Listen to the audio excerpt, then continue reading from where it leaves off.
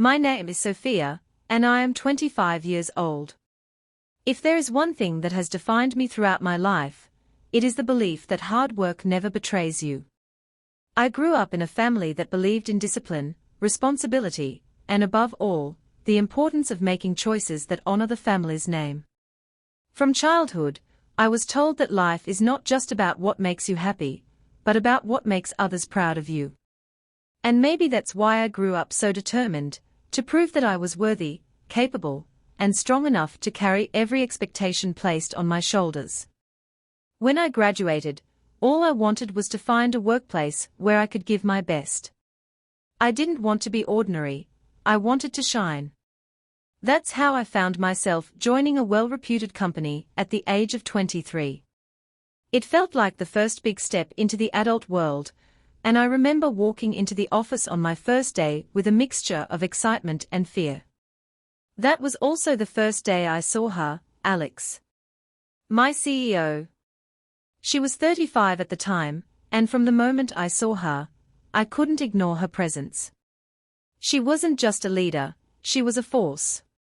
She carried herself with grace and confidence, her every word commanding respect, her every decision shaping the atmosphere of the office. I had never seen a woman like her before, polished yet kind, strong yet understanding. The first time she looked at me, I felt as though she could see right through me. She smiled, not the polite smile bosses usually give, but a genuine one that reached her eyes. It made me nervous, but it also made me feel seen. In that instant, I promised myself that I would never let her down. I worked tirelessly in those early days, taking on every assignment, staying late, and never hesitating to go the extra mile. It wasn't just ambition, it was something more. I wanted her to notice me. Not in the way an employee seeks recognition from a superior, but in a deeper, unexplainable way. At the time, I didn't know what that meant. All I knew was that her opinion of me mattered more than anyone else's. Over the next 2 years, I gave the company everything I had. Every late night, every deadline met, every project completed, it was all a part of my journey. My family was proud, of course. They would tell me how important it was that I build a career, that I secure a future, that I live up to the name they had given me. And I tried. I really did. But while I was chasing success for them, I realized I was also chasing something else. Something I couldn't admit to myself yet. Alex became more than just my boss. She was my guide, my mentor, the one who pushed me when I doubted myself. She remembered the little things about me, things no CEO had any reason to care about. If I looked tired, she would tell me to take a break. If I did well, she would smile in that way that made my heart race. If I struggled, she always had a way of reminding me that I was stronger than I believed. I didn't understand then why her approval meant so much to me. I didn't understand why, whenever she walked into a room, my world seemed to shift. All I knew was that her presence mattered, and the thought of disappointing her felt heavier than any family expectation I had ever carried.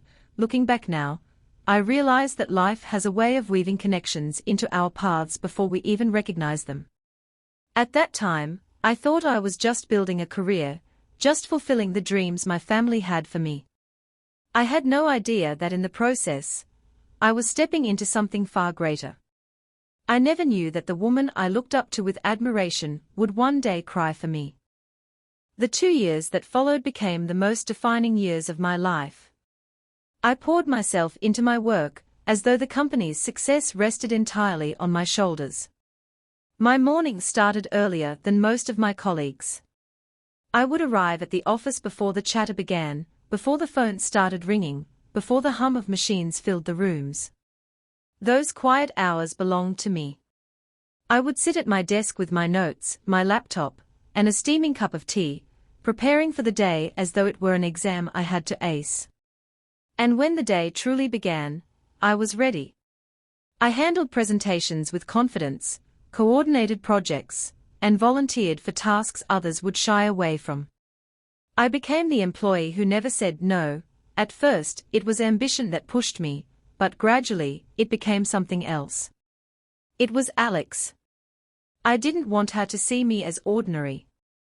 I wanted her to know that the faith she put in me wasn't misplaced. In those 2 years, I grew from a shy newcomer into someone everyone in the company recognized. My work didn't go unnoticed. Colleagues began to ask for my help, managers began to rely on me, and slowly, my name became associated with efficiency and trust. And through it all, Alex was always there, watching, encouraging, guiding. She had a way of noticing things others didn't. If I was late one morning, she would ask quietly if everything was okay. If my energy seemed low, she would call me into her office and insist I take a break. "You're no good to me if you burn yourself out," she would say, half stern, half gentle. No other CEO would have cared so much. When my birthday came around that first year, I expected the usual office greetings, maybe a card signed by the team, or a slice of cake in the break room. But Alex surprised me. She walked up to my desk with a small gift in her hand, a beautiful pen with my initials engraved on it. "For someone who's always writing, planning, and dreaming," she said with a smile. It wasn't the price of the gift that stunned me, but the thought behind it. She had noticed something about me that no one else had bothered to see. There were other moments too. Once, when my father fell sick and I was torn between leaving work and staying to finish a project, she placed her hand on my shoulder and said firmly, "Family comes first, Sophia. Go. I'll handle this." That night, while I sat by my father's hospital bed, I thought about how strange it was that my CEO cared enough to send me away from work. It wasn't just professional kindness, it was personal. Another time, during a particularly stressful week when deadlines piled up and everything seemed impossible, I remember staying late at the office, staring blankly at my screen. Everyone had left, but Alex walked past my desk on her way out. She paused, looked at me, and without a word, she went to the cafeteria. A few minutes later, she returned with 2 cups of coffee. She placed one beside me, sat down across the desk, and said softly, "We'll figure this out together." That night, she stayed with me until midnight, helping me complete the work. A CEO had no reason to do that, but she did. Each of these moments, at the time, felt like small acts of kindness. But looking back, they were pieces of something bigger, something I hadn't dared to name. She wasn't just a boss ensuring her employee was happy and productive. She was something more, though I couldn't name it then. I didn't dare to call it love then. How could I? She was my boss, my mentor, my guide. To name it love would have been too bold, too dangerous. So I buried it, pretending it was nothing more than admiration. But deep inside, I knew it was something greater, something that scared me and thrilled me all at once. Those 2 years weren't just about dedication to my career, they were about the silent bond that grew between us. A bond one couldn't explain, and one I didn't yet understand. But I would come to understand it soon, in a way that would change everything I thought I knew about myself, about her, and about love. It was in my 3rd year with the company that everything changed. At first, I thought it was just another ordinary day, another Monday where I would rush to the office before the sun fully rose and drown myself in emails before the meetings began. But tucked in my inbox that morning was an email that would shake everything I thought I knew about my future. It was an offer letter, from another company. A bigger firm, one that held a reputation across the country, with opportunities one had only dreamed about. They had seen my work in a recent project that had gained attention in our industry, and they wanted me to join them. The salary was higher, the position was better, and the growth was undeniable. For most people, it would have been an easy decision. For my family, it was a cause for celebration. For me, it was something else entirely. I remember sitting in my room that evening, staring at the letter while my parents' voices filled the house with excitement. "This is the right time to move forward," my mother insisted. You've worked so hard, Sophia. You deserve this. Think about your future. My father, too, echoed the same words, pride shining in his eyes. A better position, better pay, a brighter path. Don't even think twice, daughter. You must take it. On the surface, they were right. It was everything I had worked for, everything I had been raised to chase. But as they spoke, my heart grew heavier, and my chest tightened with something I couldn't quite name. The thought of leaving didn't make me happy, it made me anxious. And I knew why. It wasn't the projects I would leave behind, or the familiar faces of my colleagues. It was her. Alex. The idea of walking into the office one last time, and knowing I would never again see her waiting by the glass doors, never again hear her voice guiding me through a crisis, never again catch her eyes lingering on me when she thought I wasn't looking. It was unbearable. For days, I carried the weight of the offer silently. I couldn't bring myself to tell Alex. Every time I entered her office to give her an update, every time she called me in for a new assignment, I wondered how I would ever break the news. She trusted me. She believed in me. Leaving her felt like betrayal. And yet, the pressure from home was unrelenting. You cannot waste this chance, my mother reminded me daily. Think of what it will mean for your future, for us, for the stability of our family. Each time she said it, I felt like I was being pulled in two directions, my mind telling me to choose the logical path, my heart clinging desperately to the place, and the person I didn't want to leave. I tried to convince myself it was just professional loyalty, that my hesitation was only because Alex had been such an important mentor to me. But deep inside, I knew there was something more. This wasn't just about loyalty to a boss, it was about love I hadn't dared to admit. A love I hadn't even realized was reciprocated.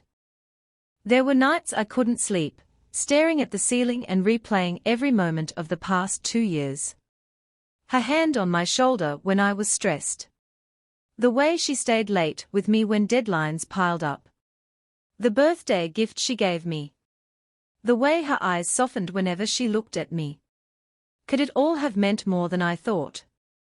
Or was I imagining it, letting my heart see what it wanted to see? The tension grew inside me until it was impossible to ignore. I began to notice her more than ever, every smile, every word, every glance. And with each day that passed, the thought of leaving her became more painful. But my family's words echoed louder, filling the silence of my doubts. This is your time. Don't let it slip away. So I made the decision. I would tell Alex. I would tell her about the offer, about my family's pressure, about the impossible choice I was being forced to make. I rehearsed the words in my head, but each time I tried to picture her reaction, my throat tightened. Would she smile and congratulate me?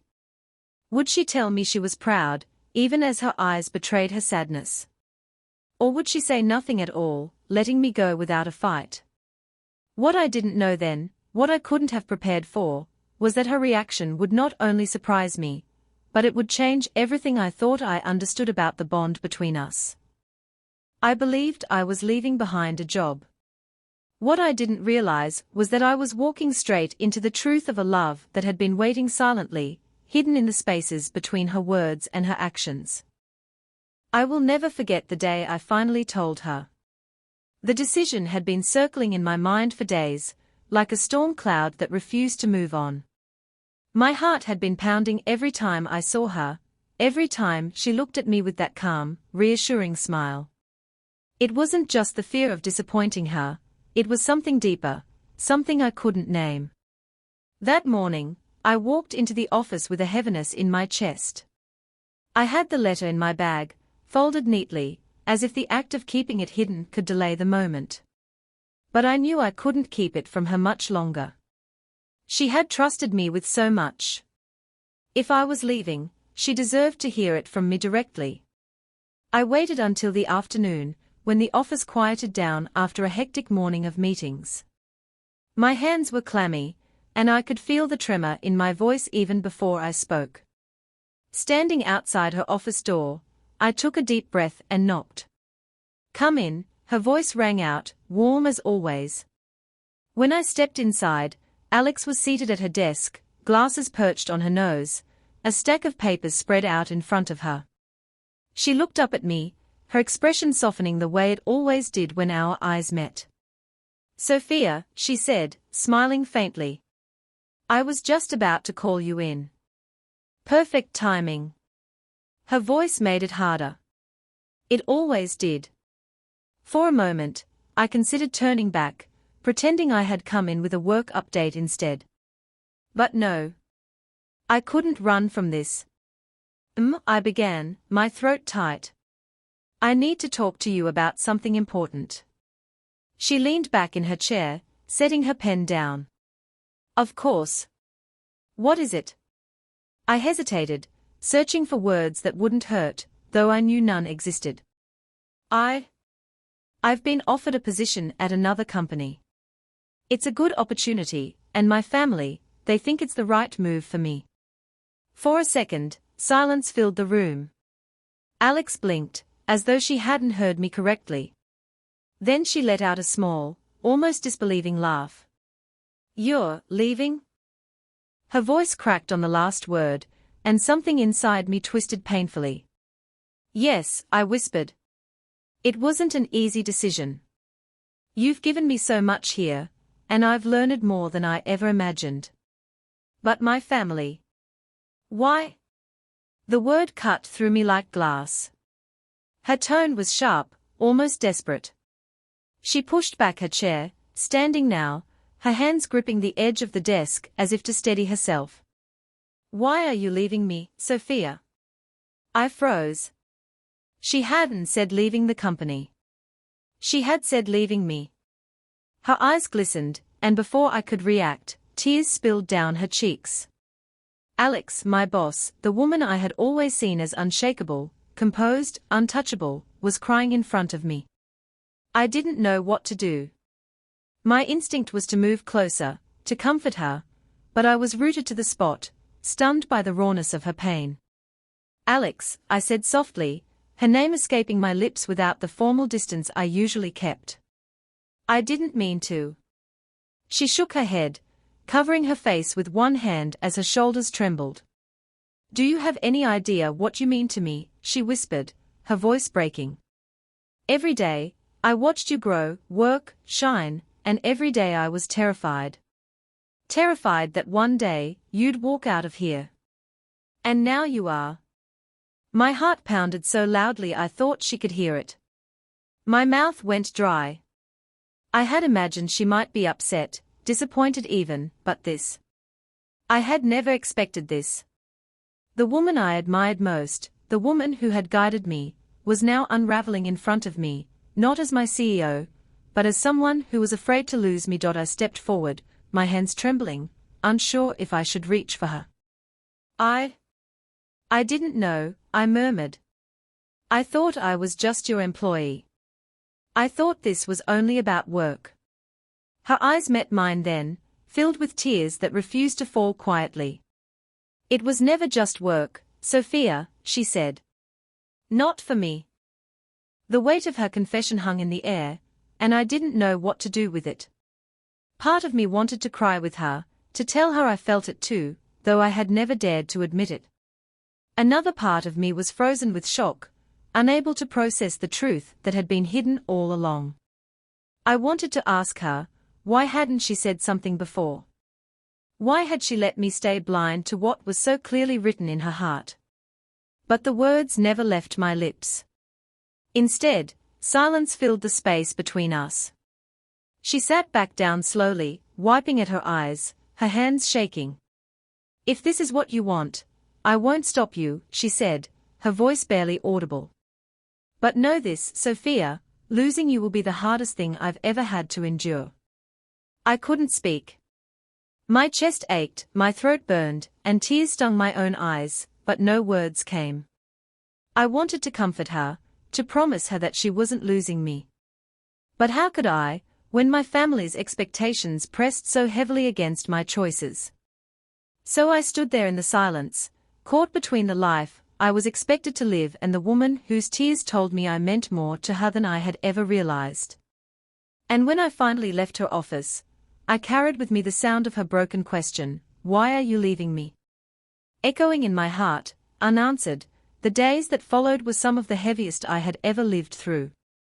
Every time I walked into the office, I carried with me the memory of her tears. The image of Alex, my strong, unshakable boss, crying in front of me haunted me in ways I couldn't escape. Her words, her voice breaking as she asked why I was leaving her, echoed inside me like a wound that refused to heal. I tried to go about my work as if nothing had changed, but everything had. Meetings felt heavier. Conversations with her were shorter, quieter, her eyes avoiding mine as though afraid I'd see too much. The distance between us grew, and yet, I felt more connected to her than ever before. It was during one of those restless days that my friend Maya, who also worked in the company, cornered me during lunch. She had always been observant, sharper than most. She slid into the chair across from me, narrowing her eyes. "You're not yourself these days," she said plainly. "What's going on?" I hesitated, stirring my coffee without answering. "It's nothing. Just decisions I need to make."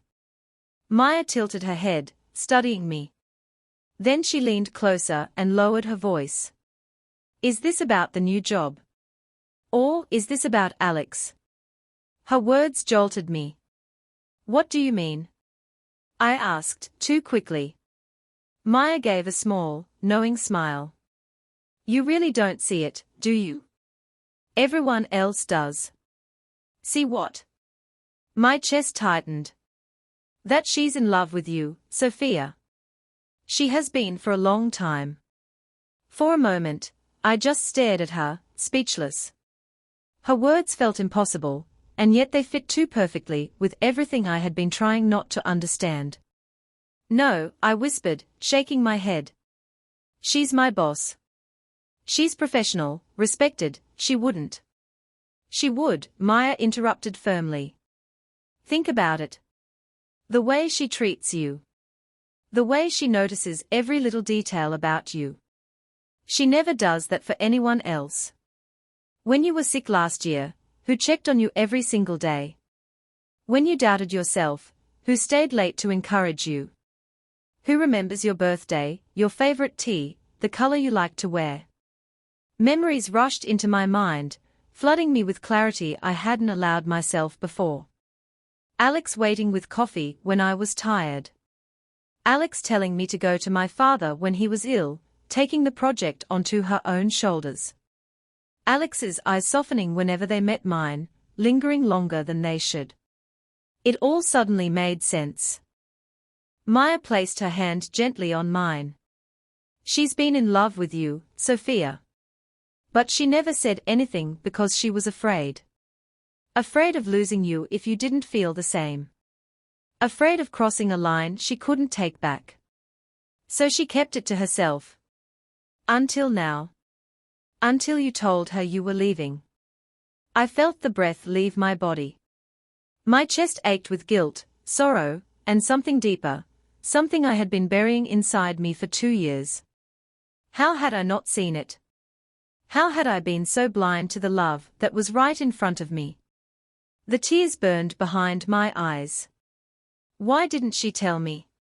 I whispered, my voice breaking. Why was she afraid? Didn't she know that I trailed off, unable to finish the thought. That night, I couldn't sleep. I lay awake replaying every moment of the past 2 years, but this time, through a different lens.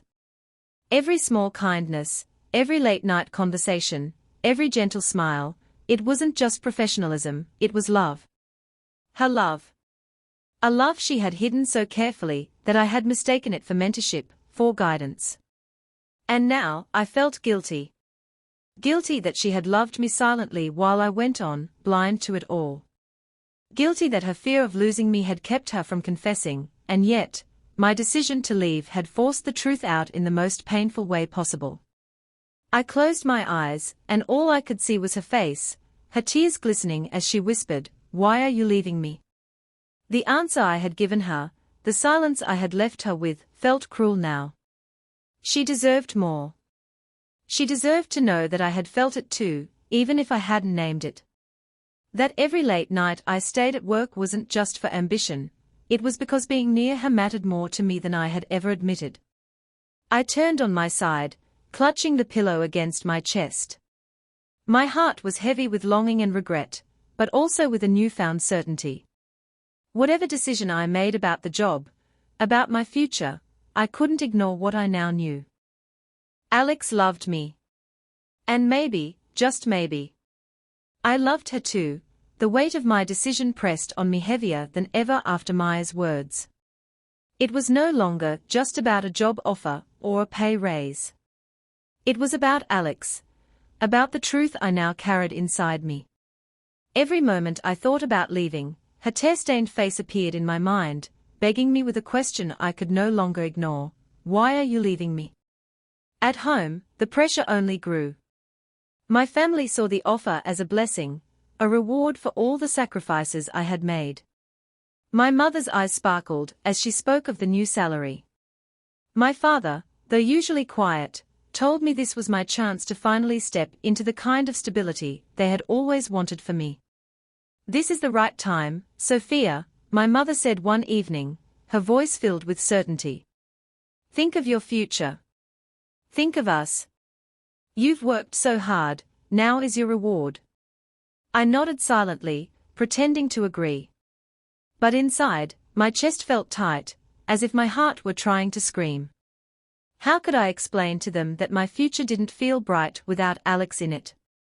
How could I tell them that my reward wasn't money or titles, but the warmth of a woman's presence, the softness in her voice, the love she had hidden for so long? I locked myself in my room that night, staring at the offer letter. My mind ticked through every logical reason to accept it. Better pay. More opportunities. Respect from my family. A secure path ahead. On paper, it was everything I had ever worked for, and yet, my heart rebelled. My heart whispered that I already had something rare, something money could never buy. A love that was pure, unspoken, and waiting for me. Alex's love. The conflict tore at me endlessly. I paced the floor, asking myself questions with no answers. Would I regret staying for her if it meant slowing my career? Or would I regret leaving her for success, knowing I had walked away from the one person who truly saw me? Sleep abandoned me. Food lost its taste. Even at work, I could no longer focus. I caught Alex's eyes once across the conference room, and in that single glance I saw everything: her pain, her fear, and her love. She quickly looked away, but the image stayed with me, carving itself into my soul. At home, my family couldn't understand why I hesitated. "Don't be foolish," my aunt said sharply. "Careers don't wait. Take this chance before someone else does." But what about love? Did love wait? I thought of Alex again, of the way she had carried her feelings silently for years, protecting me even if it meant breaking her own heart. Love like that was rare. Love like that was once in a lifetime. Late one night, I stood by my window, the city lights flickering in the distance, and whispered to myself, "What's the point of reaching the top if I'm alone there?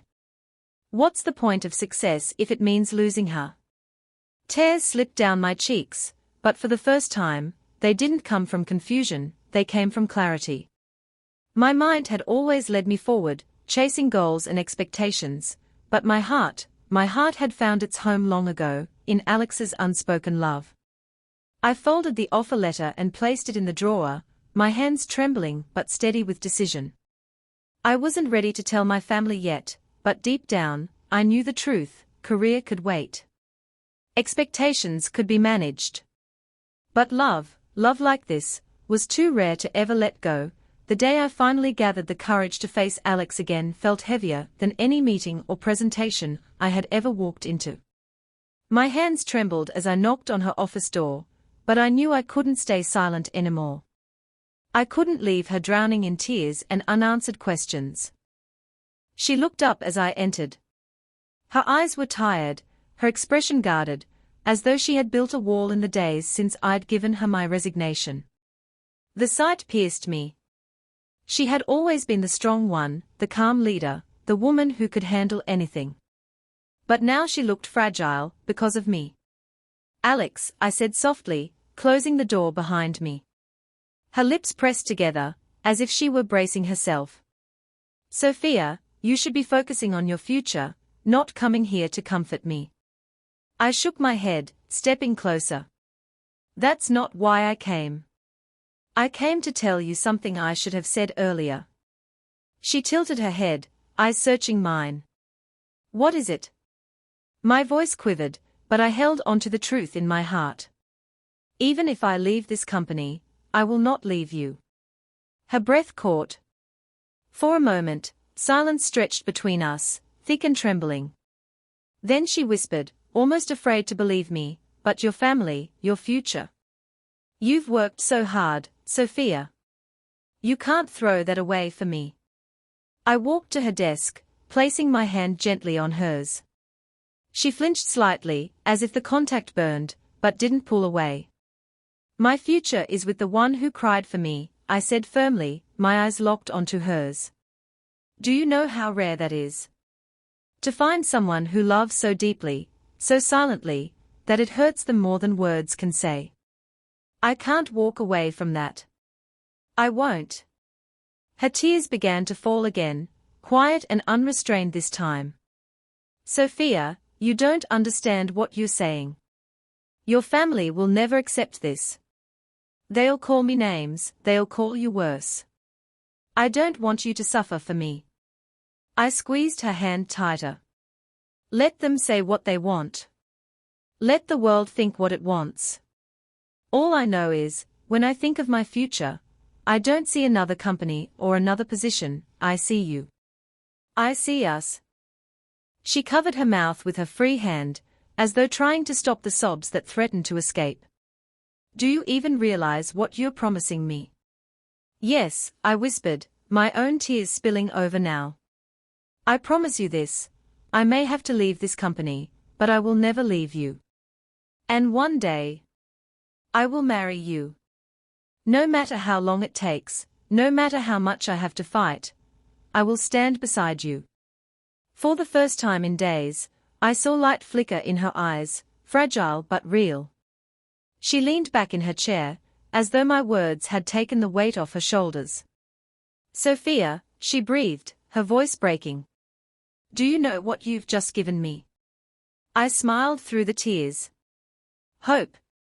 The same hope you've always given me, even when I didn't realize it." The room filled with silence again, but this time it wasn't heavy. It was tender, sacred, like the space between two hearts finally speaking the same language. She didn't need to answer, and I didn't need to say more. The promise hung between us, stronger than any resignation letter, stronger than any family pressure. Even if I walked out of this building tomorrow, I knew I had already walked into the place I was always meant to be, her heart. Months passed after I left the company, but my life never truly left Alex.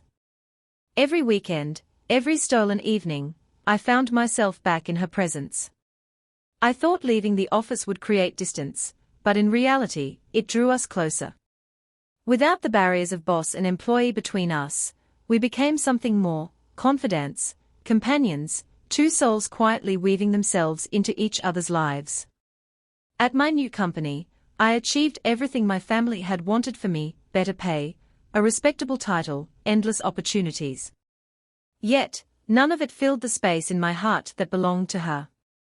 After long days, I still caught myself picking up the phone just to hear her voice, and she always answered, no matter how late it was.